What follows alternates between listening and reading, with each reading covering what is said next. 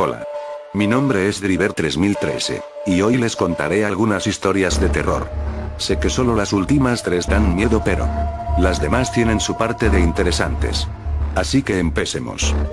¿Ustedes han sentido alguna vez que cuando están en su habitación, sienten que alguien entra a casa? Bueno. La siguiente historia narrará sobre alguien que sintió lo mismo.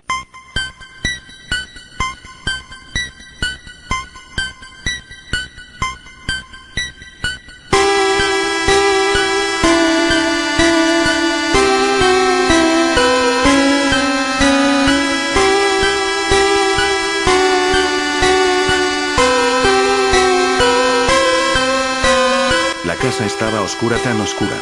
¿Dios, me habré quedado ciego? Lógicamente solo lo pensó, no podía atreverse a emitir el más mínimo ruido, ni siquiera abrir la boca.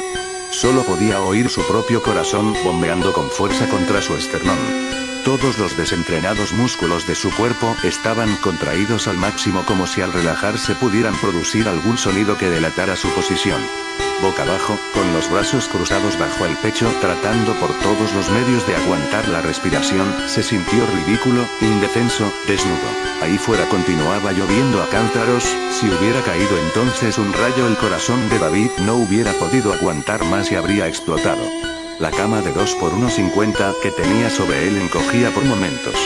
Le pareció oír algo. Está ahí, pensó horrorizado, agudizó al máximo su oído, pero el maldito latido de su corazón era tan fuerte en sus sienes que apenas le permitía escuchar otra cosa. Dios mío, que no esté ahí, por favor, que no esté ahí. Respiraba tomando pequeñas bocanadas de aire, del mismo modo que un pez lucha por no ahogarse fuera del agua cuando pasa a llamarse pescado. Pum, pum, pum, pum. Estaba convencido de que de un momento a otro se levantaría súbitamente el colchón y sería descubierto. Todo estaba a punto de acabar, estaba seguro. El pánico le atenazaba hasta el punto de sorprenderse a sí mismo, casi deseando que todo terminara ya. La misma muerte se le antojaba atractiva si con ella venía el descanso, la paz. De modo que esperó lo inevitable. Que sea rápido, dijo para sus adentros a modo de último deseo. Y esperó. Nada pasó. Comenzó poco a poco a tranquilizarse, si tal cosa era posible. Pensó que, quizá, después de todo él no había entrado en la habitación, que los lógicos nervios simplemente le habían jugado una pasada. A lo mejor no sabe que estoy aquí. Quizá se haya marchado, le pareció encontrar un pequeño hueco para la esperanza, claro, o quizá solo está jugando contigo porque es un sádico y quiere que te relajes y salgas tú solito. Este segundo pensamiento se le reveló como mucho más posible. Claro que estaba ahí, podía imaginárselo perfectamente, parado, con una sonrisa maliciosa dibujada en su cara, esperando tranquilamente a que su presa bajara la guardia y se mostrara. No sabía qué hacer, estaba embotado. Haciendo un enorme esfuerzo, contraviniendo lo que le gritaba hasta la última de sus neuronas, se atrevió a iniciar un pequeño movimiento. Giró muy lentamente su cabeza hacia la derecha, en esa dirección estaba la puerta. Se encontraba entreabierta tal y como él la había dejado después de entrar a la carrera a esconderse bajo la cama, o quizá estaba algo más abierta. Sí, seguro debía de estar al menos medio palmo más abierta. Mierda, ¿ves? Está aquí, maldita sea, está aquí. De súbito le asaltó otra oleada de pánico, esta más salvaje aún si cabe que las anteriores. Fue algo casi físico que recorrió, a modo de descarga eléctrica, su espina dorsal desde la zona sacra hasta la nuca, horripilando hasta el último de los cabellos de su cuerpo. Me voy a rendir, se dijo al tiempo que notaba como unas gruesas lágrimas se agolpaban en sus ojos, pero sin atreverse a salir ellos. No puedo más, tengo que acabar con esto. Entonces lo vio. A medio camino entre la cama y la puerta, apenas a 1 metro escaso de él, acertó a vislumbrar en la penumbra de la habitación un bulto en el suelo. Eran sus pantalones. Estaban donde los dejara apenas unos minutos antes, cuando se desprendiera de ellos con la mayor de las despreocupaciones, como hiciera todas las noches antes de acostarse. Mi móvil, pensó, estaba en uno de los bolsillos, no tenía más que sacar la mano para alcanzarlo. No sabría decir qué fue, quizá el simple pero poderosísimo instinto de conversación que comparten todos los seres vivos sin excepción. Pero algo en su cerebro se activó, desechó la idea de entregarse a su suerte y se marcó como desesperado objetivo hacerse con el teléfono. Tenía que cogerlo. Esta decisión sirvió para que, como ocurre con los personajes de dibujos animados, aparecieran en su cabeza 2 conciencias que luchaban por convencerle. Una, el ángel bueno, o tal vez en el demonio. Le animaba a hacer acopio de todo su valor y sacar la mano de debajo de la cama para alcanzar el pantalón y con él el móvil. Le jaleaba diciéndole: no te preocupes, si lo haces despacio no te podrá oír, pedir ayuda es tu única opción. Adelante, puedes conseguirlo. Pero también estaba la otra voz la que le decía que si era lo suficientemente estúpido como para sacar la mano, él la vería y todo acabaría ahí. ¿Qué hago?, se preguntó por enésima vez al borde de la histeria. En esta ocasión tanto el ángel bueno como el ángel malo permanecieron en silencio y fue su propio cuerpo el que, a modo de respuesta, inició de modo propio un tímido movimiento. Sin que David hubiera dado de forma consciente la orden pertinente, su mano derecha comenzó a luchar por salir de la prisión que significaba encontrarse entre el palpitante pecho y el frío suelo. Sentía un intenso cosquilleo en las puntas de los dedos, era como si miles de minúsculos cristales de hielo se hubieran formado en el interior de sus yemas. Tal era el miedo, tal la precaución por no hacer el más mínimo ruido que, pese a ser consciente del movimiento de su mano durante lo que se le antojó una eternidad, tuvo que rendirse a la evidencia de que ésta no se había desplazado un solo milímetro en su camino a la indefensión que significaba el mundo que se encontraba fuera de debajo de la cama. Venga, cálmate. Inténtalo, se dijo, pero al hacer un pequeño movimiento con el hombro para intentar liberar el brazo creyó que se le paraba el corazón al oír con absoluta claridad el sonido que hizo la palma de su mano al despegarse del parquet. Se le escapó un inaudible aga a la vez que tanto su boca como sus ojos se abrieron dibujando en su cara un gesto de terror absoluto. Me ha escuchado. Pum, pum, pum, pum, pum, pum, pum, pum. El corazón de David palpitaba con una violencia y una velocidad tal que resultaba doloroso, inaguantable, pero ahora ya no lo hacía en el esternón sino en la garganta misma. Sentía literalmente que se le iba a escapar por la boca abierta. El sudor frío y las lágrimas, que ya se campaban a sus anchas por las mejillas, se mezclaban con un hilo de mucosidad líquida que escapaba profusamente de su nariz y con sus babas. Iba a morir, y lo haría con la más patética de las muecas instalada en su cara. Entonces ocurrió la peor de las noticias. Oyó claramente unos pasos en el pasillo acercándose decididos a la habitación. La pequeña esperanza que llegó a albergar de salir de esta se había hecho añicos. Todo tocaba a su fin. 3. Sin pestañear una sola vez mira hacia la puerta esperando ver aparecer dos piernas, probablemente enfundadas en botas, a buen seguro lo último que alcance a ver en su vida. Quiere rezar, encomendarse a algún dios, pero dentro de él el pánico lo ocupaba todo, no queda ni un mísero resquicio para fe. Los pasos siguen acercándose y siguen acercándose y siguen acercándose, pero el pasillo no es tan largo, aquel hombre debería de haber alcanzado ya la habitación. ¿Por qué no está allí ya? ¿Por qué le hace sufrir de esta manera? Pestañeo. Los pasos desaparecen. ¿Ha sido en el piso de arriba? Antes de atreverse a sentir alivio, traga saliva por primera vez en mucho tiempo y espera un poco más. En la puerta no se recorta ninguna silueta. Si los pasos han sonado arriba, quizá aún tengo tiempo para conseguir ayuda o para salir de aquí por un pequeñísimo instante. Llega a plantearse incluso la peregrina idea de salir de su escondite y correr tan rápido como pueda para intentar ganar la puerta de la calle. Pero para eso hace falta un valor que David no es capaz de encontrar. Soy un cobarde, llora para sus adentros, un mierda y un cobarde. Y compadeciéndose de sí mismo estaba cuando el ángel bueno volvió a la carga. Olvídate de todo eso y haz algo, aún puedes conseguirlo. Coge el móvil, date prisa, es tu última oportunidad. Claro que lo era. Podía imaginarse a sí mismo saliendo de la habitación cuantas veces quisiera, pero eso no iba a ocurrir, la única opción realista pasaba por alcanzar su teléfono. David era un náufrago y su móvil la tabla de salvación, todas sus posibilidades pasaban por hacerse con él, su vida misma dependía de aquel aparato. Desechó cualquier otro pensamiento y se centró en su misión, reunió la poca determinación que le quedaba. Tengo que volver a intentarlo. Su diestra comenzó a moverse de nuevo. A fin de evitar que le volviera a ocurrir lo de antes, en lugar de arrastrarla por el suelo, David decidió que sería más seguro si la hacía avanzar simulando el movimiento de una araña. Meñique, anular, corazón, índice. Meñique, anular, corazón, índice. Lo estaba consiguiendo, su mano ya se encontraba a la altura del hombro, libre de la presión que hiciera contra ella el pecho. En lugar de respirar tomaba pequeños chupitos de aire por la boca. El miedo aún era grande, pero estaba más tranquilo. Si él se encontraba aún en la planta de arriba, podría alcanzar el móvil con relativa seguridad. El ángel bueno continuaba haciendo su trabajo. Muy bien, tío, ya casi está. Sigue, ¿ves? Ya casi está. David se encontraba en un estado de excitación máxima, sabía que el tiempo corría en su contra, pero también que cualquier precipitación sería fatal de necesidad. Lo estoy logrando despacio, lo estoy logrando. Meñique, anular, corazón, índice. Meñique, anular, corazón, índice. La mano estaba a escasos milímetros de salir de debajo de la cama cuando en su mente sonó una alarma. ¡Cuidado! Era el ángel malo, ¿no has oído nada? Creo que está aquí, sí, está aquí. ¿No le oyes respirar? Está en la habitación.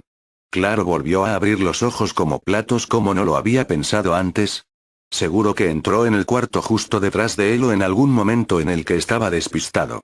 Si sacas la mano ahora te la va a cortar, o peor, lo mismo te la arranca. Sabes que tengo razón, ¿verdad? Detente. Por supuesto que el ángel malo tenía razón, ¿o no? Esto es absurdo, se recriminó David, ¿me estoy volviendo loco o qué? No puede estar aquí. 4. ¿Cómo va a estar aquí? Tengo que sacar la mano. No lo hagas. Tengo que hacerlo. Y sacó la mano. Silencio. David ha superado muy ampliamente el umbral del miedo, no lo sabe, pero sus esfínteres hace rato que no funcionan y mientras su mano inerte espera el inminente golpe apoyada en el suelo de la habitación, comienza a orinarse empapando sus calzoncillos, sus piernas y su torso desnudo. ¿Ves? Tu mano sigue ahí, no está en la habitación. Coge el móvil, apresúrate. Cógelo. El ángel bueno vuelve a tomar la palabra al tiempo que la mano adopta de nuevo posición de araña y reanuda su avance. Apenas son centímetros lo que le separa ahora del pantalón. Voy a conseguirlo, voy a conseguirlo. Los dedos se despegan del suelo, el corazón es el primero en sentir el tacto de la tela vaquera. David siente una nueva punzada en el pecho, pero esta vez no es pánico sino alegría contenida. Por fin un golpe de suerte. La temblorosa mano acierta a palpar en el primero de los bolsillos el duro bulto que anuncia de la presencia del teléfono móvil. Ahora solo tengo que cogerlo. Pero no iba a ser tan fácil. El horror vuelve a ser presa de él cuando oye, esta vez con mucha más claridad, unos pesados e inequívocos pasos en el pasillo. Se le escapa un noga a la vez que su codo inicia instintivamente el movimiento de flexión para volver al escondite. ¡No! Grita el ángel bueno, es ahora o nunca, estás muy cerca, cógelo. Dura un segundo, pero sin saber de dónde saca las fuerzas suficientes para ordenar a su brazo que vuelva a extenderse, este lo hace. La mano encuentra milagrosamente la abertura del bolsillo a la primera y David alcanza a tocar con la yema de los dedos el plástico de la carcasa de su teléfono móvil, de su salvación, de su salida, de su oportunidad. Los pasos se acercan inexorablemente. Tac, tac. Los torpes dedos de David a duras penas consiguen aguantar el aparato, hace pinza con el índice y el corazón. Lo tiene. Solo le queda volver a esconder la mano. Tac, tac. Ya casi está. Tac, tac. David consigue esconder la mano justo cuando el sonido de los pasos se detiene en la entrada de la habitación. No se atreve a mirar, tiembla frenéticamente. Está completamente aterrado. Cierra los ojos con toda la fuerza de la que es capaz a la vez que aprieta el móvil y entonces ocurre en el absoluto silencio de la noche, nota vibrar el objeto que guarda en la mano. Abre ojos y boca en un horripilante grito mudo. Medio segundo después suena a toda pastilla el politono de moda. ¿Ustedes conocen a Bloody Mary? ¿Sí? Pues les contaré algo parecido a esa historia tan popular.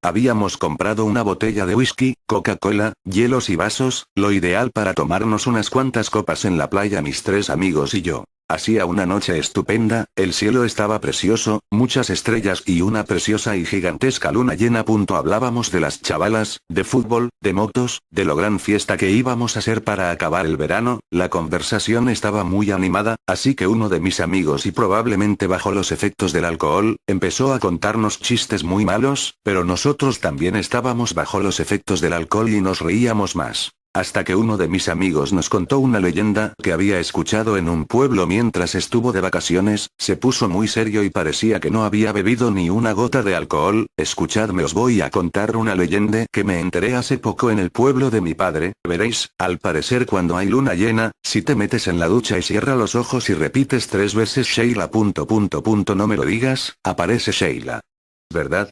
Le interrumpí yo con tono burlón. Ann, ¿tú también te sabes las historias?, me dijo mi amigo sorprendido. No me las sé, pero eso es un clásico, tío. Si subes las escaleras y repites Verónica 3 veces, aparece el fantasma de Verónica y te empuja. Ja ja ja ja ja ja ja. Empezamos a reírnos los 3 amigos. Pedro no se reía e incluso llegó a enfadarse. Ustedes reíros, pero esa niña ha matado a mucha gente. Bueno, ¿y quién coño eso era Sheila?, le preguntó uno de mis amigos. Pues, era una niña que murió desangrada en el baño, porque creo que resbaló y se dio un fuerte golpe en la cabeza. Intentaba pedir ayuda, pero nadie la escuchaba. Su madre no la escuchó porque estaba borracha, y ahora pues, busca venganza o algo así. Miré a mis otros 2 amigos y empezamos a descojonarnos de risa. Pedro, que fue el contó la historia, se cabreó mucho y nos dijo que él siempre se duchaba con los ojos abiertos y cantando desde que escuchó esa historia. Nosotros más nos reíamos, pero en parte tenía razón, porque fuera verdad o mentira, siempre que te dicen que no pienses en algo, lo haces. Es increíble.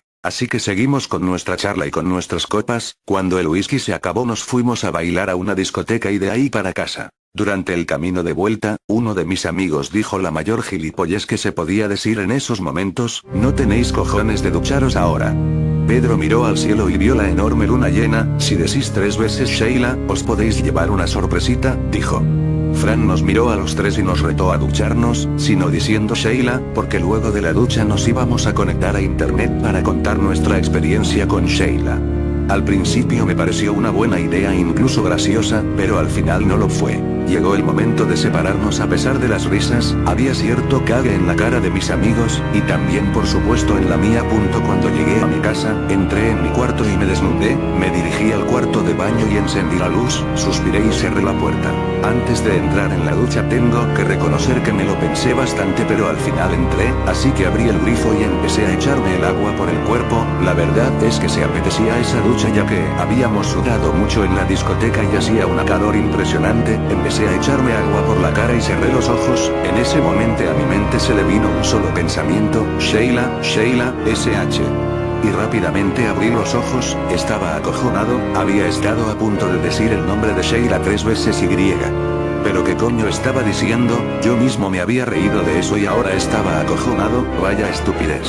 Así que de nuevo llevé la ducha a la cara y volví a cerrar los ojos. Sheila, Sheila, Sheila, y ahí se quedó en blanco mi mente. Abrí los ojos. Joder, lo había dicho. Me quedé totalmente inmóvil. Había un silencio sepulcral cuando de repente, chas.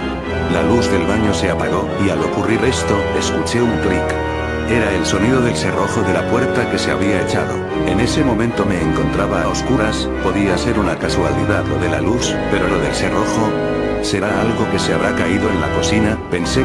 Estaba totalmente paralizado, solo se escuchaba el agua de la ducha, totalmente a oscuras. No me atrevía a abrir la cortina de la ducha, estaba muerto de miedo. Mi respiración era fuerte y rápida, y mi corazón parecía que se iba a salir de mi pecho.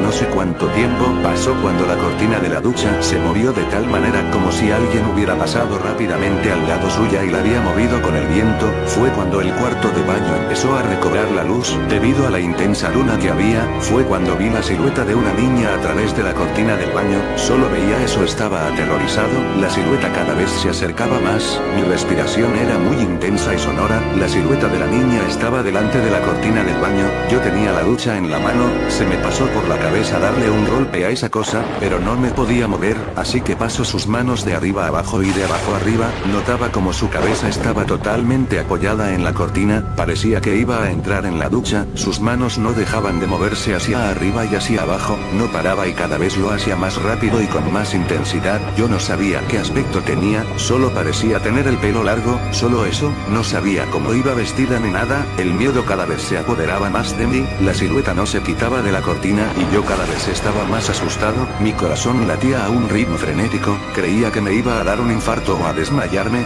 Yo aguantaba en la ducha, no hacía nada y ella tampoco, así que cerré los ojos y pensé vete, vete, vete. Cuando los abrí la silueta ya no estaba allí, y la luz vino. Fue cuando abrí la cortina del baño y vi reflejada en el espejo una cara totalmente blanca y unos labios acorde con la cara. Tenía los ojos de un color largo y mojado, me dedicó un breve sonrisa mientras me miraba con los ojos muy abiertos, desapareció a los pocos instantes. Entonces abrí el cerrojo que aún seguía puesto y salí corriendo a decírselo a mis padres. Papá, mamá, una niña en el baño, una niña muerta. Mis padres estaban dormidos y se llevaron un buen susto, creían que había tenido una pesadilla, pero joder, estaba desnudo y muerto de miedo, temblando. Tanto era mi miedo que esa noche tuve que dormir con mi madre y mi padre se tuvo que ir al sofá. Al día siguiente, mi madre me despertó. Te tengo que dar una mala noticia. Aún tenía el miedo metido en el cuerpo. Entonces mi madre me dijo que Fran y Carlos habían muerto por causas desconocidas en esa noche. Entonces rompí a llorar.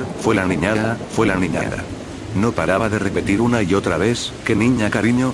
Me dijo mi madre. Sheila, si dices su nombre mientras te ducha y hay luna llena, aparece su espíritu para matarte. Mi madre me miró y me dijo, hijo mío, es normal que pienses esas cosas, es un golpe muy duro, es verdad, joder, yo la vi anoche, pero no sé por qué no me hizo nada. Mi madre no me creía y yo cada vez sentía más impotencia. Estuve el día entero en mi casa, sin salir, sin llamar a nadie. Fue cuando me di cuenta que a Pedro no le había pasado nada. Me levanté para llamarlo pero no pude. Cuando asistimos al funeral de Fran y Carlos allí estábamos todos los amigos. Una vez que concluyó, Pedro se acercó a mí y me dijo, no quiero hacer leña del árbol caído, pero yo tenía razón, como que a ti no te pasó nada.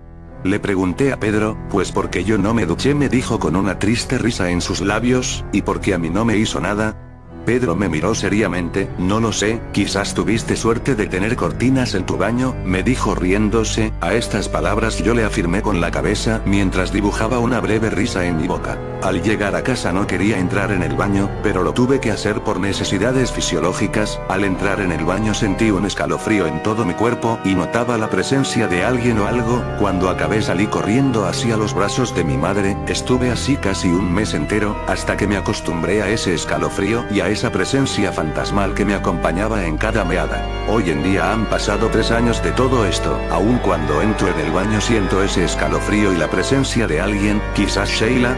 Puede ser porque una vez duchándome, ahora utilizo el método de Pedro, cantar y tener los ojos muy abiertos. Sentí que alguien estaba allí, pero seguía cantando. Escuchaba como escribían algo en el espejo, aprovechando que este estaba empañado. Al salir de la ducha no me lleve ninguna sorpresa al leer allí mismo te espero, Sheila.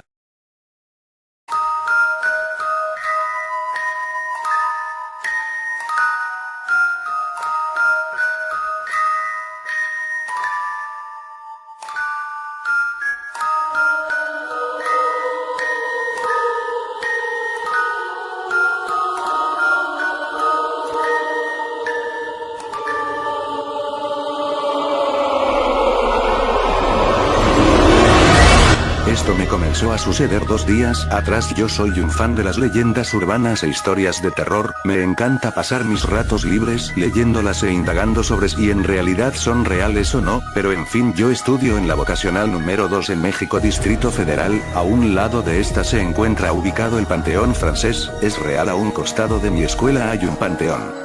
Estudio, o estudiaba, con varios amigos a quienes les interesa mucho todo lo que tiene que ver con lo paranormal. Tenemos clases durante la tarde, comenzamos la escuela a las 3 p.m. y acabamos cerca de las 10 p.m. Los profesores comúnmente nos dejan salir 15 minutos antes de esa hora, debido a que ya está muy oscuro y es peligroso salir tan tarde. Nosotros, éramos 5 incluyéndome, un día decidimos ir a filmar vídeos del panteón y a grabar sonidos para probar suerte. Aprovechando los escasos minutos que teníamos antes de que la escuela cerrara, habíamos escuchado rumores acerca de alumnos que intentaban cruzar la barda que separaba a la escuela del panteón, ya que tiene escasos 2 metros de altura y fácilmente con ayuda de alguien más que lo ayudase a escalar la pared podría cruzar. Esto lo hacían como broma o como un intento de demostrar a los demás su valentía. El caso es que los que lo intentaban hacer quedaban en estado de shock apenas comenzaban a intentar cruzar, sus rostros se tornaban pálidos, enmudecían de terror y en algunos casos comenzaban a sangrar por la nariz debido a que su corazón se aceleraba demasiado. Algunos alumnos ya graduados decían que un alumno que intentó cruzar estando a punto de pasar al otro lado de un salto, estando de pie sobre la pared se quedó estático viendo hacia el panteón cuando de pronto pegó un grito y cayó de cabeza hacia el pavimento de la escuela, golpeándose en la cabeza y por consecuencia provocándose la muerte. Pero claro, nosotros creíamos que eran solo historias y rumores, que a pesar de que todos nosotros creíamos en los fenómenos paranormales, creíamos que era solo una exageración y cuentos que los alumnos contaban entre sí para hacer más interesante la escuela. Los primeros días que fuimos a indagar algo en el panteón, no obtuvimos resultados positivos, ni un sonido extraño, ni una presencia extraña filmada en video. Comenzábamos a perder la esperanza de en realidad confirmar las historias que tantos alumnos decían. Una noche de luna llena decidimos ir a filmar por última vez, comenzábamos a bromear sin sentido alguno sobre la falsedad de los espíritus, que en realidad pudieran hacer acto de presencia ante nuestros ojos o cámaras, bromeábamos como normalmente lo hacen los compañeros de escuela en un día común, pero después comenzamos a hacerlo de los fantasmas y espíritus que tal vez se encontraran a una pared de distancia de todos nosotros. Ese día yo no apetecí tomar un video, pero sí decidí utilizar una vieja grabadora de bolsillo para probar suerte captando alguna psicofonía. En fin, al día siguiente, eso fue hace 2 días, nos pusimos a revisar el material un tanto desalentados por las veces anteriores que lo habíamos hecho, pero esta vez fue diferente. Al comenzar a revisar la grabadora logré escuchar murmullos a lo lejos, los cuales al principio no se distinguían bien, pero yo, entusiasmado por el descubrimiento de por lo menos una pequeña muestra de actividad paranormal, se lo mostré a mis amigos. Ellos después me dijeron que en el video que tomaron se lograba ver a una persona vestida completamente de negro con una cara pálida y con la cara agachada hacia abajo, al parecer observando una cripta. Cuando lo vi no lo podía creer, realmente habíamos grabado a un fantasma. Pegué un grito de alegría al saber que todo nuestro tiempo invertido realmente había rendido sus frutos al fin. Durante el día seguí escuchando la cinta para intentar descifrar lo que en ella se escuchaba, mientras mis demás compañeros alardeaban por lo que lograron captar. Después de repetirlo muchas veces y apuntar en una libreta, logré saber lo que decía. En ese momento un escalofrío recorrió mi cuerpo completo y mi corazón comenzó a latir más rápido que nunca. Se lograba percibir una voz muy grave, parecía de un hombre maduro: los odio a todos, solo se ríen, no nos respetan, se arrepentirán de sus burlas, me los llevaré a todos porque lo hacen, malditos. Después de eso no logro comprender lo que dicen, parece que se aleja más la voz. Después de escucharla fui corriendo a contárselo a mis compañeros, pero ellos no hicieron caso y dijeron que me sugestionó demasiado, que no nos podían hacer nada y que lo que escuché tal vez era otra cosa. Fueron una noche más a hacer lo mismo que todos los días anteriores, pero esta vez no los acompañé. Al día siguiente recibí una llamada a mi celular de un número retenido. Contesté y era uno de mis amigos. Debimos de hacerte caso. Se escuchaba como si estuviera sin fuerzas y yo me quedé sin habla por un segundo y luego contesté: pero ¿de qué hablas? De ellos. Que como, pero no entiendo, me estás asustando. Él cumplió, ahora tenemos que ir con él. Después de que me dijo eso en el teléfono se escuchó un ruido extraño que lastimó mis oídos y después logré escuchar la voz que se escuchaba en la grabación diciendo: solo falta uno. Solo escuché una risa macabra al fondo y se cortó la llamada. Decidí llamar a la casa de mis amigos esperando que me contestaran y dijeran que todo era una broma de mal gusto, pero a cada casa que llamé fue la misma historia. Me contestaba un familiar diciendo que habían fallecido, pero el problema es que todos se habían suicidado. Se colgaron por el cuello y fallecieron. Solo tuve un poco de suerte en la última casa a la hablé, era de mi amigo más íntimo, el que había hablado por teléfono conmigo hace un rato. Ya estaba muy grave en un hospital, se había cortado las muñecas, así que decidí salir corriendo hacia el hospital para saber lo que había pasado. Lamentablemente cuando llegué era demasiado tarde, él había muerto por la pérdida de sangre y sus padres me dijeron que lo encontraron con su teléfono en la mano. Aterrorizado decidí encerrarme en mi casa y desde ayer estoy aquí esperando la muerte. A ratos recibo llamadas a mi celular de números desconocidos o retenidos y no sé de dónde provengan. A veces contesto pero solo se escucha una risa macabra y ruidos espeluznantes. Hace poco contesté una llamada de un número desconocido y me dijo que esta noche vendría por mí. Estoy solo en casa con mi computadora en un rincón, estoy aterrorizado esperando. Son las 11:43, ya no he recibido llamadas a mi celular, pero escucho ruidos en toda la casa. Los focos están apagándose poco a poco. Yo rezo porque sea una falla falla en la electricidad, pero en el fondo sé que no lo es y me muero de miedo. Escucho pasos acercándose y murmullos por todos lados. Además siento que me observan. No sé qué rayos hacer. No debí de haber escuchado aquella grabación ni haberme burlado de ellos, pero ya es tarde para pedir perdón. Él ya viene por mí. Lo siento, está acercándose cada vez más. No quiero morir, pero no existe escapatoria. Creo que mejor acabaré con esto yo mismo. Ahora creo que entiendo a mis amigos. Ahora sé por qué hicieron eso. Sentían lo mismo que yo estoy sintiendo ahora mismo. Solo tomaré el arma que guarda mi padre y yo mismo acabaré con esto antes de que enloquezca más.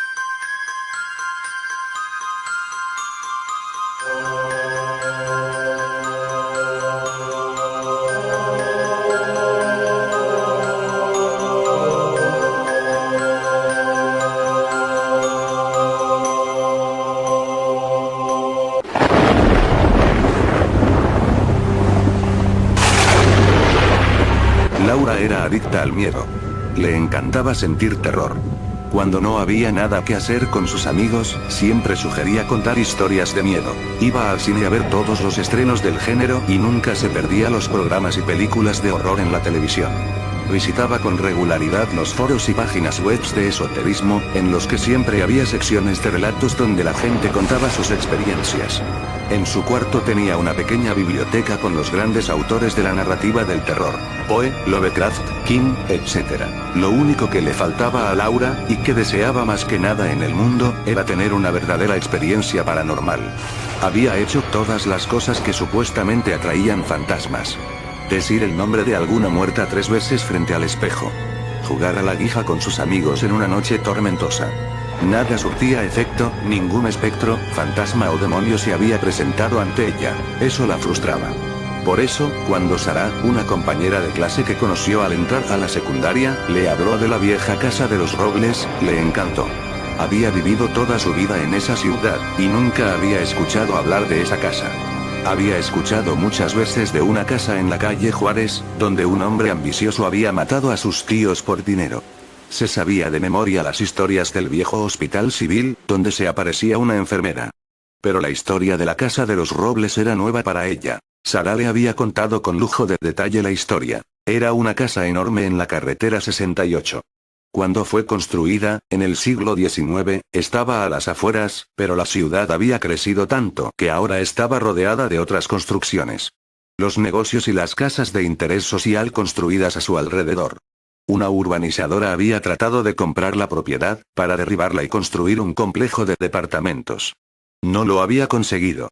Los dueños no la quisieron vender. Además, la casa era tan vieja que las leyes de protección de monumentos de la ciudad la protegían de ser alterada. La casa Robles permaneció de pie. Y se creía que sería así por otros 100 años más. Pero, Laura había interrumpido a Sara con impaciencia, mientras ella contaba la historia. ¿Cuál es el misterio de la casa? Sara se aclaró la garganta y le dedicó una mirada a Laura pidiéndole paciencia. A eso iba, dijo, y continuó con su relato. La casa estuvo habitada, es obvio, por la familia Robles. Era una familia acaudalada de la ciudad, tenían muchas propiedades, y se sabía que invertían grandes sumas de dinero en algunos de los proyectos más importantes de construcción en el lejano siglo XIX. Pero la familia había caído en desgracia.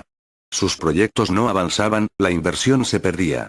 Habían invertido en la construcción de un parque de diversiones, pero una fuerte tormenta había arrasado con la construcción, haciéndoles perder todo. Luego, les habían revocado permisos de construcción de un hotel de lujo que pronto terminarían. Según se dijo, una empresa rival había sobornado al alcalde para conseguir eso. Víctor Robles, el jefe de la familia, había optado por invertir el poco dinero restante en un banco. Eso les permitió recuperarse. Viendo que la situación mejoraba, mandó a construir una magnífica casa en las afueras de la ciudad, a donde mudarse con su familia. La construcción tardó 2 años, en los cuales los rumores de extraños sucesos llegaron. 2 trabajadores murieron, y algunos de sus compañeros aseguraban haber visto a sus fantasmas vagando por la casa antes y después de que fuera terminada. Los Robles no creían esto. Era razonable, para ellos los fantasmas no existían. Se mudaron a la casa, y por un tiempo todo fue normal, hasta que su hija enfermó. La hija menor de la familia, tenía solo 6 años cuando se mudaron a la propiedad, y solo 6 meses después, comenzó a tener horribles pesadillas. Luego dejó de comer y jugar, y no salía de su habitación. Los médicos que la atendieron aseguraron que no tenía nada, que estaba sana, solo era un capricho infantil. Pero ni los castigos ni las súplicas de sus padres hicieron que mejorara. Finalmente sucedió lo peor. Luego de años en los que era alimentada a la fuerza, pues ella no quería comer, y en los que no consiguieron hacerla salir de su pieza, la niña, de entonces 11 años, se suicidó. Una noche, Clara, su nana, subió a su cuarto para llevarle la cena, como de costumbre. La encontró colgada de un viejo perchero. Su piel estaba púrpura y sus ojos en blanco parecían ver directo sobre el alma de quien la había encontrado. Luego de los servicios funerarios, la familia volvió a su casa, y fue cuando sus tormentos comenzaron. La madre la vio primero, al pasar junto a su puerta. Luego la nana, y así todos los miembros de la familia. Por las noches se escuchaba su voz, mientras parecía jugar. No soportaron mucho tiempo, se devolvieron a la ciudad, cualquier cosa con tal de que el fantasma de su hija muerta no los atormentara. Se dice que aún se le puede ver. Cuando los coches pasan por la carretera 68, a ciertas horas de la noche, si te vuelves a ver la vieja casa de los Robles, podrás ver al fantasma de la niña. Está allí de pie, junto a la ventana de la que fue su habitación. Si solo pasas, ya sea en un carro o caminando, la verás fugazmente. Si te detienes, ella te devolverá la mirada. Si te quedas mucho tiempo, enloquecerás.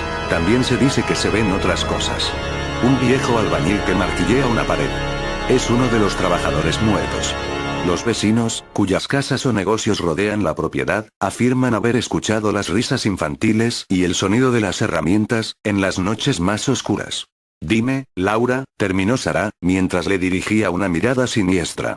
¿Te atreverías a ir a esa casa y quedarte observando a la ventana y ver si ella aparece? Laura pareció pensarlo.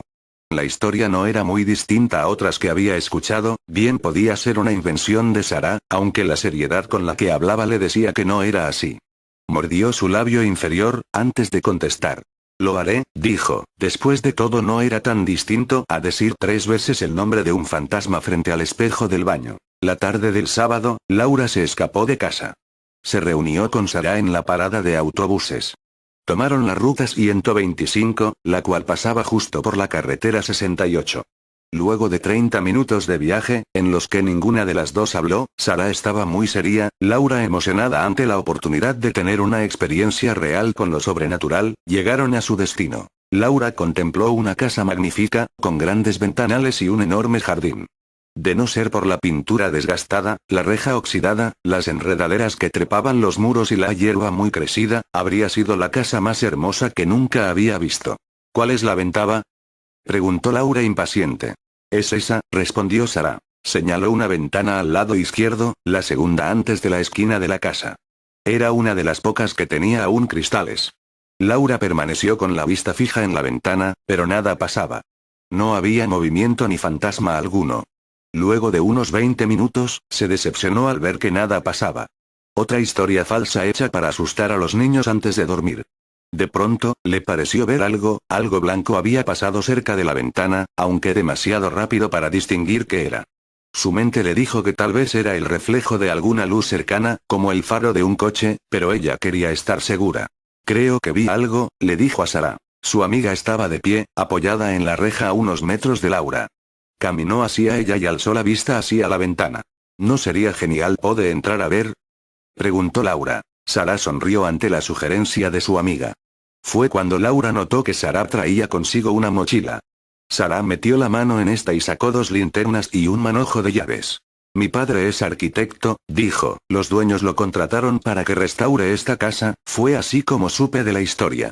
Bueno, los trabajos comenzarán la próxima semana, pero creí que podía explorar la casa antes de que se llene de gente. Laura sonrió y con impaciencia le pidió a Sara que abriera las puertas.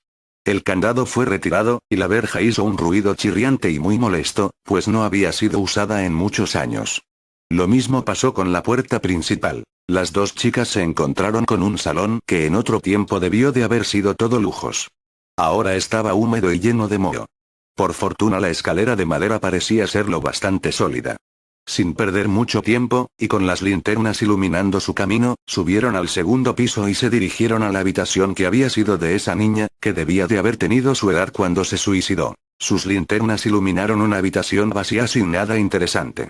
Laura se acercó a la ventana, desde donde pudo ver el lugar donde momentos atrás habían estado de pie. No hay nada, dijo con decepción, sin dejar de ver por la ventana. Sintió a Sara acercarse por atrás. Luego, una gruesa cuerda se enredó en su cuello. Dejó caer la linterna, la cual se apagó al golpear el suelo. Se llevó las manos al cuello tratando de liberarse. Se volvió hacia Sara, quien la veía con unos ojos tristes pero seguros de lo que hacía. He estado sola por años, más de un siglo, dijo con voz afligida, mientras arrastraba a Laura hacia la percha desde la que ella se había colgado muchos años atrás. Esos trabajadores rondan por aquí, pero no es lo mismo. Necesito a alguien de mi edad. Te necesito a ti, Laura, y ya que te encantan los fantasmas, supuse que no te molestaría tú misma ser uno. Laura sintió el verdadero terror, ese que siempre había deseado, mientras su cuerpo colgaba inerte en esa vieja casa. Nadie sabía que estaba allí, nadie iría en su ayuda, moriría. Cuando ella había deseado tener una verdadera experiencia sobrenatural, no quería eso. Laura finalmente murió. El cuerpo jamás fue encontrado. Los padres de Laura pasaron años buscando, creyendo que había escapado. En su escuela nadie recordaba haber visto a nadie sospechoso hablando con ella, cuando la policía había hablado con sus compañeros y maestros. Aunque una amiga suya, María, había notado que a veces se quedaba con la vista perdida. En un descanso, no había salido con el resto de los alumnos, entonces la había ido a buscar. La había encontrado viendo con la mirada perdida a un pupitre vacío, donde nadie se sentaba. Las investigaciones habían quedado en un punto muerto. No había pistas ni nuevas líneas de investigación que seguir por la policía. Casi 6 meses después, María se mudó a unas cuantas calles de la Casa Robles. Una noche, al pasar frente a esta, sintió como si alguien la tocara en el hombro. Volvió la vista hacia una ventana del segundo piso, y allí vio a su amiga Laura haciéndole una señal para que entrara. María no lo pensó ni un solo momento. Se dirigió hacia la verja, que extrañamente estaba abierta, y se adentró en la vieja Casa Robles.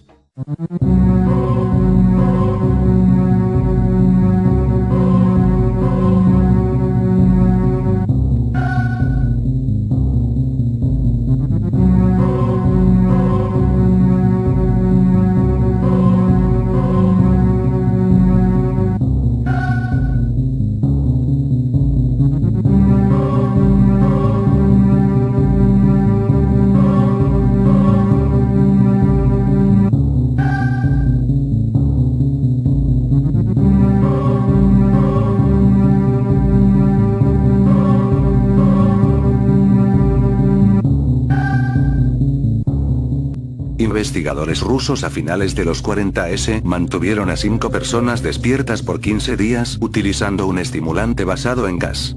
Los tuvieron encerrados en un ambiente sellado para monitorear cuidadosamente el uso de oxígeno, para que el gas no los matase, debido a las altas concentraciones de gas.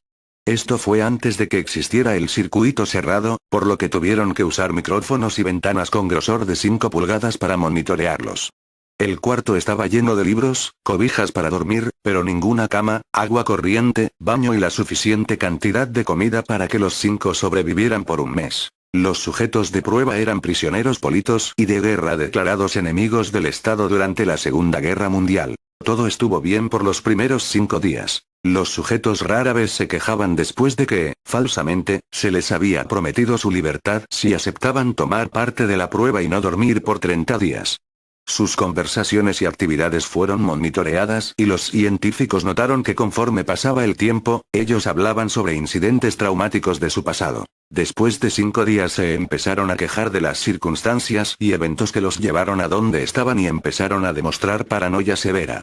Dejaron de hablar entre ellos, y comenzaron a murmurar de manera alterna en los micrófonos. De manera extraña, todos parecían creer que podían ganar la confianza de sus captores si traicionaban a sus camaradas. En un principio se creyó que esto era un efecto del gas. Después de 9 días, el primero de ellos empezó a gritar. Corría por todo el cuarto gritando repetidamente por 3 horas seguidas. Después, trató de continuar gritando, pero solo podía dar un grito ocasional. Los científicos postularon que físicamente se había destrozado las cuerdas vocales. La parte más sorprendente de este comportamiento fue cómo sus compañeros reaccionaron a esto. O mejor dicho, como no reaccionaron, continuaban murmurando en los micrófonos hasta que el segundo de los prisioneros comenzó a gritar. Dos de los prisioneros que no gritaban, tomaron los libros y llenaron página tras página de sus propias heces, y de manera calmada, los pusieron sobre las ventanas del cuarto. Los gritos cesaron de repente, al igual que los murmullos de los micrófonos. Pasaron otros 3 días. Los investigadores checaban los micrófonos constantemente para asegurarse de que trabajaban, porque creían que era imposible no escuchar sonidos con 5 personas dentro. El consumo de oxígeno indicaba que los 5 debían seguir vivos. De hecho, el consumo de oxígeno era el necesario para 5 personas que hacían ejercicio extenuante. En la mañana del 14º día, los investigadores hicieron algo que no debían hacer, para llamar la atención de los prisioneros. Utilizaron el intercom dentro del cuarto, esperando provocar respuestas de los prisioneros, pues temían que estuviesen muertos, o en estado vegetal. Anunciaron: abriremos el cuarto para probar los micrófonos. Aléjense de las puertas y acuéstense con las manos atrás en el piso o se les disparará. Se le otorgará la libertad a uno de ustedes si obedecen. Para su sorpresa, escucharon solo una frase, con voz calmada: no queremos ser liberados.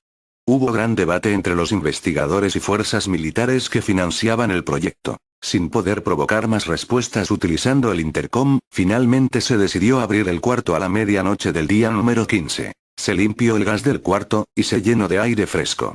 Inmediatamente, voces de los micrófonos empezaron a objetar. 3 voces diferentes rogaban por la vida de sus seres queridos, que encendieran el gas nuevamente. Se abrió el cuarto para sacar a los prisioneros. Gritaron más fuerte que nunca, al igual que los soldados, cuando vieron lo que había dentro. 4 de los sujetos seguían vivos. Las raciones de los pasados 5 días no habían sido tocadas. Había pedazos de carne de las costillas y pantorrillas del sujeto muerto colocados dentro del drenaje del centro del cuarto, bloqueándolo, permitiendo que 4 pulgadas de agua se acumulara en el piso. Los 4 sobrevivientes también tenían pedazos de piel y carne arrancada de sus cuerpos.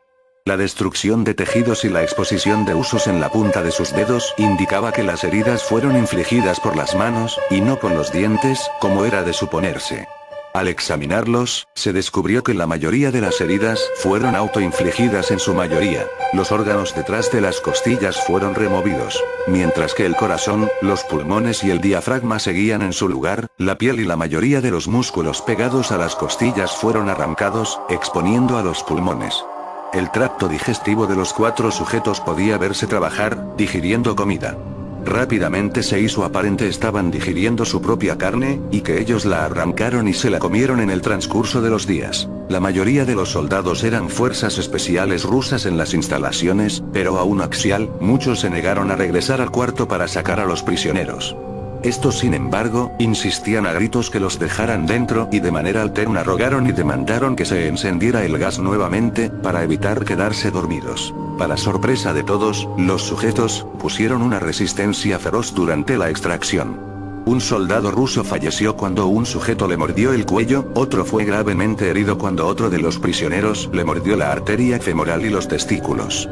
Otros 5 soldados perdieron la vida, si cuentas a aquellos que se quitaron la vida en las semanas consecuentes al incidente. Durante la lucha, uno de los prisioneros dañó su vaso, sangrando de manera casi inmediata.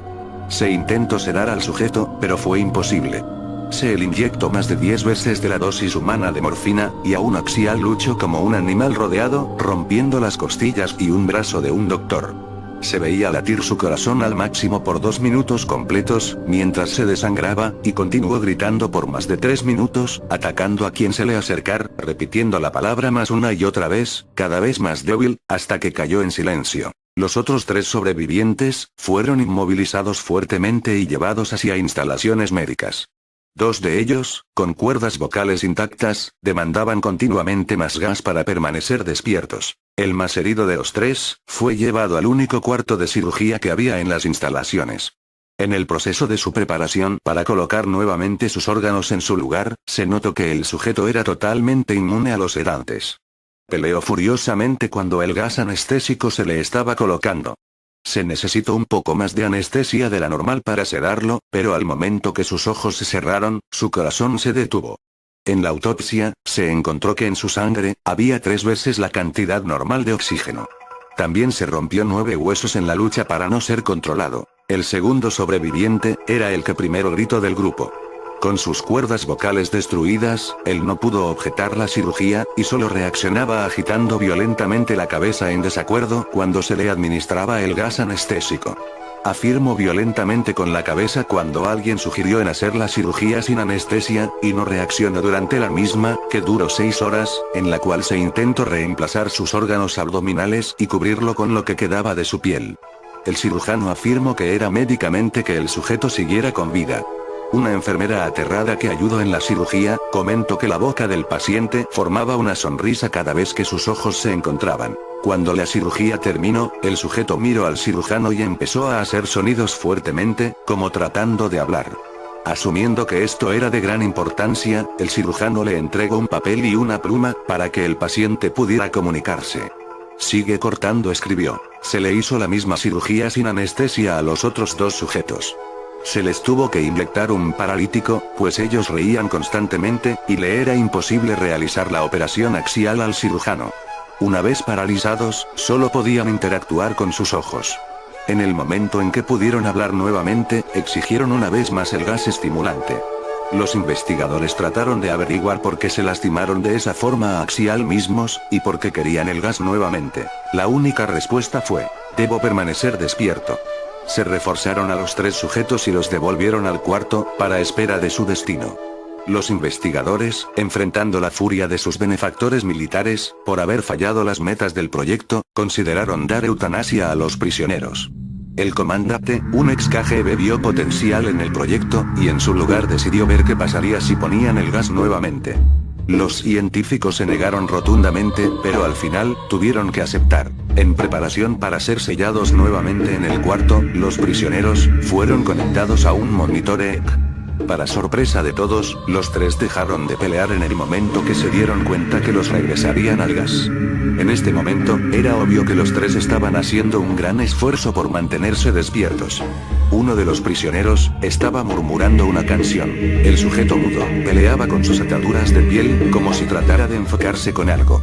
El último sujeto mantenía su cabeza en la almohada, y parpadeaba rápidamente. Siendo este el primero al que se le puso el EEG, la mayoría de los investigadores monitoreaban sus ondas cerebrales con sorpresa. Eran normales la mayor parte del tiempo, algunas veces, aparecía una línea recta de manera inexplicable. Parecía que repetidamente sufrían de muerte cerebral. Mientras analizaban los datos, una enfermera notó que los ojos del sujeto se cerraron. Sus ondas cerebrales cambiaron inmediatamente por las de sueño profundo, luego se pusieron rectas, y de manera simultánea, su corazón se detuvo. El único sujeto que quedaba que podía hablar comenzó a gritar para que lo encerraran en ese momento. Sus ondas cerebrales mostraban las líneas rectas del sujeto que acababa de morir por quedarse dormido. El comandante dio la orden de sellar el cuarto con los 2 prisioneros dentro, junto con 3 de los científicos. Uno de los 3, inmediatamente tomó un arma y abrió fuego contra el comandante, matándolo de un tiro entre los ojos. Después apuntó al prisionero mudo, y le voló el cerebro. Apuntó al prisionero que quedaba vivo, mientras que los demás investigadores escaparon del cuarto. No me encerrarán con estas cosas. No contigo. Le gritaba al prisionero que estaba atado al camastro. ¿Qué eres? Demandó. Necesito saber, exclamación de cierre. El prisionero sonrió. ¿Tan fácilmente te has olvidado de mí? El prisionero preguntó. Somos ustedes. Somos la locura que está encerrada en todos ustedes, rogando por libertad en cada momento de tu vida, desde lo más profundo de tu mente animal. Somos aquello de lo que te escondes en tu cama todas las noches. Somos lo que duermes y silencias y paralizas cuando te vas a tu cielo nocturno, donde no te podemos alcanzar. Bueno, eso ha sido todo. Espero que les haya gustado, nos veremos en otro video.